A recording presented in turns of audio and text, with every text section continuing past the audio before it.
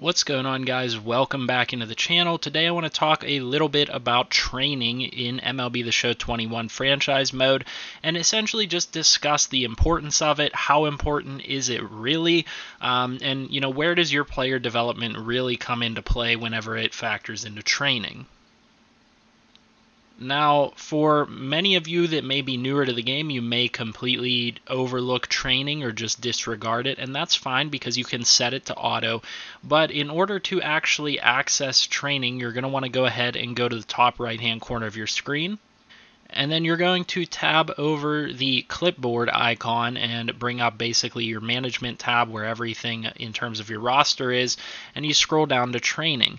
Whenever you open up the training menu here, it's going to give you different options. You can do a few different things with your players, from leaving everything set to auto. You can individually manage specific players and determine what they are training on, and this can be really helpful if there is a specific area of need that you've addressed with any specific player, or maybe within your team as a whole.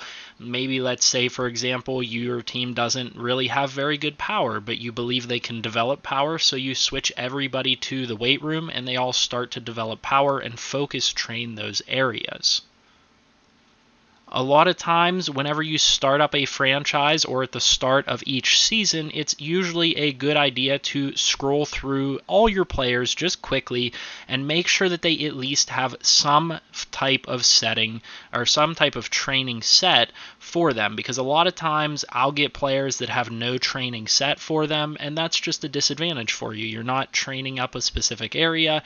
You're not really getting any advantage to training, whether there is an advantage or not. And so you always at least want to have it set to auto, or specifically select what drill you want a player to focus on. The thing that is different about training within MLB The Show as compared to other sports titles like Madden, for example, is training is not your main source of experience and development for a player. This is a nice way to get a couple of little bonus attributes to slowly increase or focus on a specific area, or just generally leave it to auto and let them pick up a couple of points here and there to boost their ratings.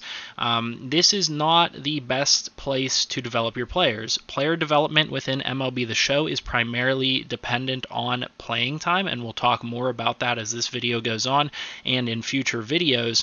But it doesn't hurt to at least pay a little bit of attention to your training to make sure that you have everybody set to be doing a drill, maybe a couple of drills that are specific to players that you want to develop in a certain area. But I want to give you guys a couple examples here within this Giants franchise to show you what I'm talking about in terms of player development when it comes to playing time and performance as opposed to training in itself.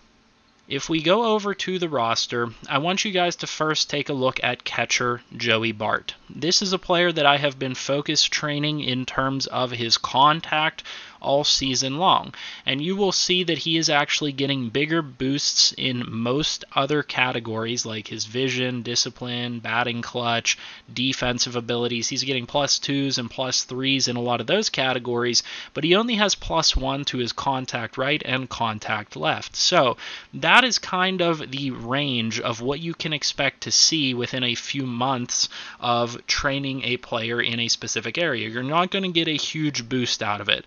But what I do want to contrast that by saying is you're going to get the biggest boost to players by simply having them play and perform well. If we take a look at Mauricio Dubon, I have not been training his contact because he already starts off with pretty good contact. I've been training his defensive attributes, and you guys will see that his bat is progressing way faster than the player that I am specifically focused training in that contact area. He's gotten +5 to contact versus righties, +2 to contact versus lefties, and that's all natural. He's gotten a bunch of power and things like that, a lot of nice picked up attributes, and that is strictly because he is batting really well, he's playing really well, hitting a lot of home runs, and he's getting a lot of playing time. I have him as the starting fielder. I have him out there batting batting every single day, fielding every single day, so he's getting a ton of playing time and he's performing well. And what is giving him the most upgrades are his bonus performance, his good performance, and getting all of that playing time. So training does have its purposes. It does have its place within the game. However, you don't need to make it your main focus if you're trying to develop your team. What you need to be focused on primarily, and like I said, we'll talk about this more in depth in future videos, is how much playing time you're giving to a player and how much you focus on their performance. Essentially here, what you're looking for is you want to be looking for the differences in performance between players in your farm system at the major league level, and you want to send them to advantageous positions. And so, good example here, Marco Luciano was playing really well down in AA, so we brought him up to AAA. He's getting huge bonuses to all of his stats. He has a potential. But if you take a look at Ramos, for example, we've had him up in AAA all season long, and he also has a potential. However, he's really not getting the same level of bonuses to his stats that the shortstop Marco Luciano is getting. So what's the difference here between these players? Because I've been doing the training for both of them.